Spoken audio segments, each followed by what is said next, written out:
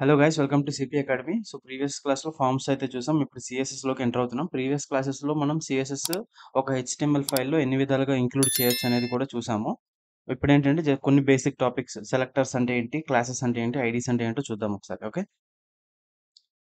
So మనం ముందుగా discuss చేసింది ఏంటంటే ఎక్స్టర్నల్గా ఇంక్లూడ్ చేయొచ్చు, ఇంటర్నల్గా, అలానే ఇన్లైన్, మూడు విధాలుగా చేయొచ్చు. నేను ఎక్కువ ఏది ప్రిఫర్ చేస్తామంటే ఎక్స్టర్నల్ సిఎస్ఎస్ అనమాట. అంటే ఒక ఫైల్ క్రియేట్ చేసుకున్న ఫైల్ వచ్చేసి హెచ్టిఎంఎల్ ఫైల్లో ఇంక్లూడ్ చేయడం. ఓకే, నేనైతే బేసిక్ సింటాక్స్ రాసుకున్నా. ఇక్కడ సిఎస్ఎస్ ఫైల్ని అయితే ఒకటి క్రియేట్ చేసుకుంటాను నేను. నేమ్ ఏదైనా ఇవ్వచ్చు. నేమ్ ఇచ్చేసి డాట్ సిఎస్ఎస్ అని పెట్టాలి. హెచ్టిఎంఎల్ ఫైల్ డాట్ హెచ్టిఎంఎల్ అని ఎలా సేవ్ చేసుకుంటున్నామో సిఎస్ఎస్ ఫైల్కి డాట్ సిఎస్ఎస్ అని అయితే పెట్టాలి. సో ఫైల్ని అయితే క్రియేట్ చేసుకున్నా. నేను ఆ ఫైల్ని ఇక్కడ లింక్ చేసుకుంటాను. లింక్ చేసుకోవాలంటే ఏం చెప్పాను, లింక్ అనే ట్యాగ్ని యూజ్ చేయాలి. హెచ్ఎఫ్లో ఆ ఫైల్ యొక్క పాత్ని ఇవ్వాలి మనం. డాట్ స్లాష్ పెడితే ఫైల్ ఎక్కడ ఉందో మనకు చూపిస్తుంది. అంటే ఆ ఫోల్డర్లో ఏ ఫైల్స్ ఉన్నాయి, మనం ఏ ఫైల్ని ఇంక్లూడ్ చేద్దాం అనుకుంటున్నాం. సో స్టైల్ డాట్ సిఎస్ఎస్ ఫైల్ని అయితే నేను ఇంక్లూడ్ చేసేసాను. సో ఇప్పుడు లింక్ అయిపోయింది అనమాట. సో ఫస్ట్ నేను ఏం చేస్తానంటే ఒక పీ ట్యాగ్ అయితే ఇస్తాను. ఆ పీ ట్యాగ్ కాదు, ఒక H2 అంటే హెడ్డింగ్లో సెకండ్ ప్రిఫరెన్స్ అనమాట. దిస్ ఈస్ హెడ్ 2 అని అయితే ఇచ్చాను. ఇప్పుడు దీనికి నేను సిఎస్ఎస్ కలర్ అయితే అప్లై చేయాలనుకుంటున్నాను. జనరల్గా ఏం చేస్తాం మనం, H2 ఉంది కాబట్టి H2 అనే ఎలిమెంట్ నేమ్ ఇచ్చేసి బ్రాకెట్స్ ఓపెన్ చేస్తాము. కలర్ రెడ్ అని ఇచ్చాను, బ్లూ కలర్ అని ఇచ్చాను. So open with live server. So colour అయితే మనకి అప్లై అయింది అనమాట. దీన్ని ఏమంటామంటే ఎలిమెంట్ సెలెక్టర్ అంటాం. ఈ సిఎస్ఎస్ లో ఇక్కడ ఉంది కదా H2 అనేది ఎలిమెంట్ సెలెక్టర్. అంటే ఒక ఎలిమెంట్ ని సెలెక్ట్ చేసుకొని దానికి మనం సిఎస్ఎస్ అనేది అప్లై చేసాం. Okay, so next class selector అంటే ఏంటి. క్లాస్ మీకు ఒక చిన్న ఎగ్జాంపుల్ చూపిస్తాను నేను. H2 నే నేను ఏం చేస్తానంటే మూడు రాసుకుంటాను, 3 ట్యాగ్స్ సేమ్ H2s అని. నేను ఇది ఫస్ట్ హెడ్ 2, ఇది సెకండ్, ఓకే, కిందది థర్డ్. ఇప్పుడు 3 రాశాను, బట్ మూడు కూడా H2 లోనే మనకున్నాయి. ఇప్పుడు దీన్ని సేవ్ చేశాను అనుకోండి, మనకి ఇక్కడ ఏం చూపిస్తుంది, మూడు కూడా బ్లూ కలర్లోకి వస్తాయి. ఇక్కడ మనం ఏం చేసామంటే డైరెక్ట్గా H2కి H2 ఎక్కడెక్కడైతే ఉంటుంది ఈ ఫైల్లో ఆ అన్ని H2లకి కూడా ఈ బ్లూ కలర్ అనేది అప్లై అవుతుంది. మనకు అలా కాకుండా నాకు ఫస్ట్ దానికి బ్లూ రావాలి, సెకండ్ దానికి రెడ్, థర్డ్ దానికి గ్రీన్ రావాలి. సో అలాంటప్పుడు ఏం చేస్తామంటే మనం క్లాసెస్ అనేవి పెట్టుకుంటాం, అట్రిబ్యూట్స్. క్లాస్ కంప్లీట్గా చూడండి, వినండి, అప్పుడు మీకు అర్థమవుతుంది. క్లాస్ పెట్టేసి ఫస్ట్ అని ఇచ్చాను. అట్రిబ్యూట్స్ అనమాట. ఇవి ఎందుకు యూజ్ చేస్తారో చెప్తాను నేను.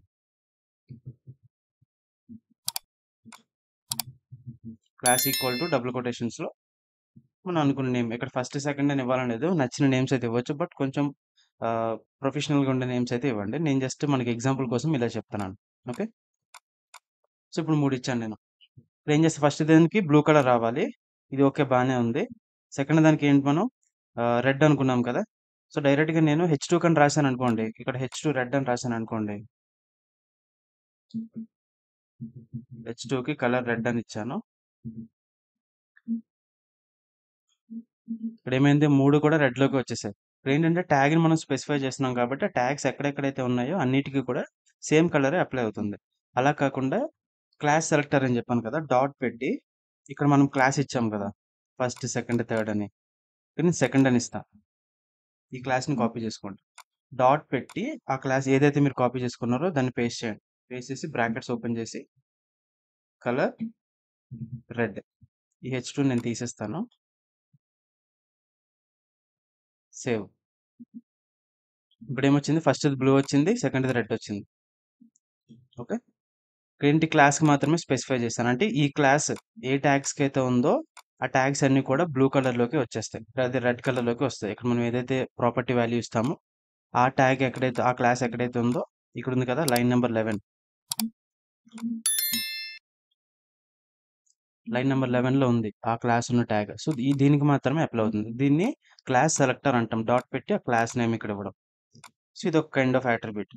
నాకు థర్డ్ దానికి గ్రీన్ కలర్ రావాలి. ఇక్కడ ఏమి ఇస్తాను నేను, డాట్ పెట్టి థర్డ్ ఆ క్లాస్ ఏదైతే ఉందో క్లాస్ నేమ్ ఇక్కడ ఇచ్చేసి కలర్లో గ్రీన్, సేవ్ చేశాను. సో ఇప్పుడు 3 కూడా ఒక్కొక్కటి ఒక్కొక్క కలర్‌లో ఉంది. ఫస్ట్‌ది బ్లూ, సెకండ్‌ది రెడ్, థర్డ్‌ది గ్రీన్. ఓకే. ఇప్పుడు క్లారిటీ వచ్చిందా? క్లాస్ సెలెక్టర్ అంటే ఏంటో? ఇది హెచ్2 పెట్టాలని లేదు. ఇక్కడ మనం క్లాస్ కూడా పెట్టుకోవచ్చు. ఎందుకంటే ఇంకెక్కడైనా హెచ్2లు వచ్చాయనుకోండి దానికి మళ్ళీ అప్లై అయిపోతుంది. మనకొద్దు అనుకున్నప్పుడు. ఒకవేళ కావాలి అనుకుంటే ఎన్ని హెచ్2లకైనా మొత్తం హెచ్2 అన్నిట్లికి పెట్టేయొచ్చు. లేదు ఈ ఒక్క హెచ్2కే నాకు బ్లూ కలర్ కావాలి అనుకుంటే ఆ క్లాస్ నేమ్ ఇచ్చేసేయండి ఇక్కడ. డాట్ పెట్టి class name. Okay. So, blue, red, green డిఫరెంట్‌గా వచ్చేసాయి. సో, ఇప్పుడు క్లాస్ సెలెక్టర్ అంటే ఒక ఐడియా వచ్చింది కదా! నెక్స్ట్‌ది ఐడీ సెలెక్టర్. ఇప్పుడు హెచ్2స్ మనం 3 ఉన్నాయి. మూడిట్లికి 3 డిఫరెంట్ క్లాసెస్ ఇచ్చేసి 3 డిఫరెంట్ కలర్స్ అయితే అప్లై చేసాం. ఐడియా ఏంటంటే పర్టిక్యులర్‌గా ఒక్కదానికి నాకు ఈ పేజ్‌లో ఆ ఒక్క ట్యాగ్‌కి మాత్రమే ఈ కలర్ కావాలి. ఆ ఒక్క హెచ్2కి ఈ కలర్ కావాలి. మిగిలిన హెచ్2లన్నీ నార్మల్ కలర్ ఉంటే సరిపోద్ది అనడానికి ఐడీస్ అనేవి మనం వాడతాం.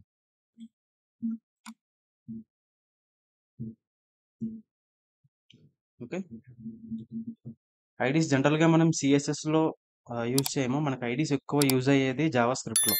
బట్ ఇదొక కైండ్ ఆఫ్ సెలెక్టర్ ఉంది కాబట్టి చెప్తున్నాను నేను.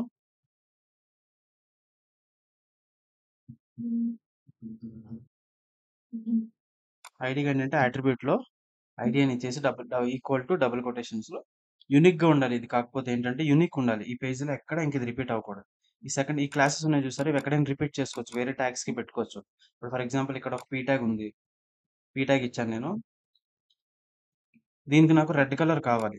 సో, ఇక్కడ ఆల్రెడీ మనం ఏం చేసాం రెడ్ కలర్ సెకండ్ అనే క్లాస్‌కి క్లాస్ సెలెక్టర్ యూజ్ చేసి దానికి రెడ్ ఇచ్చాం. సో, ఈ క్లాస్‌ని మనం ఇక్కడ పెట్టామనుకోండి.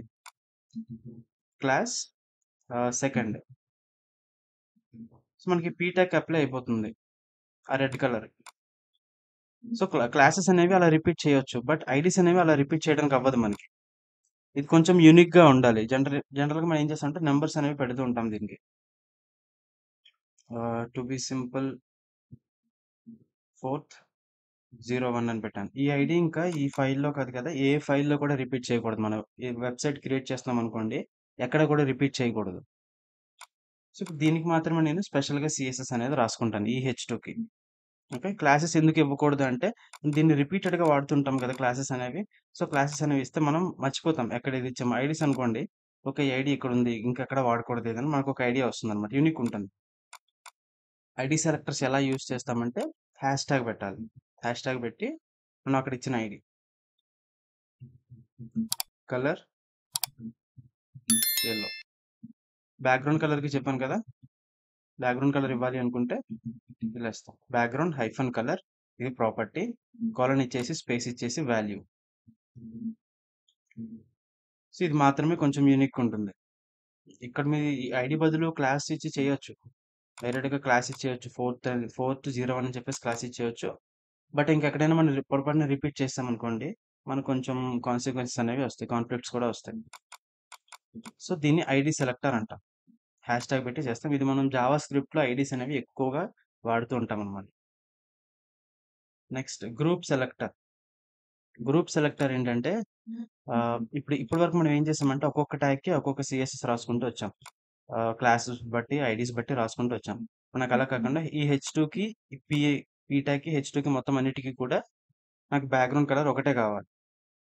2 ట్యాగ్స్‌కి కూడా. అప్పుడు ఏం చేస్తానంటే నేను హెచ్2 అని ఇస్తాను. కామా ఇచ్చేసి పీ ట్యాగ్ ఇస్తాను. ఇప్పుడు సీఎస్ఎస్ రాయొచ్చు మనం. Background colour blue.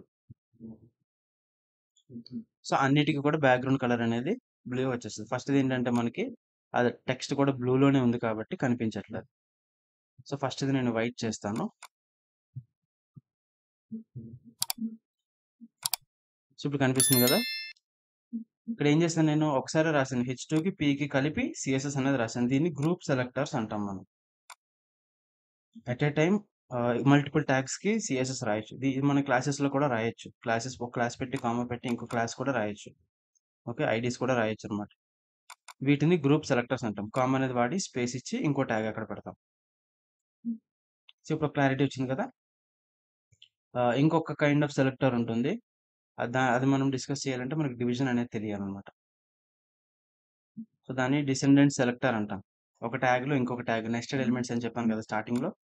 ఇప్పుడు బాడీ ట్యాగ్‌లో హెచ్2 ఉంది.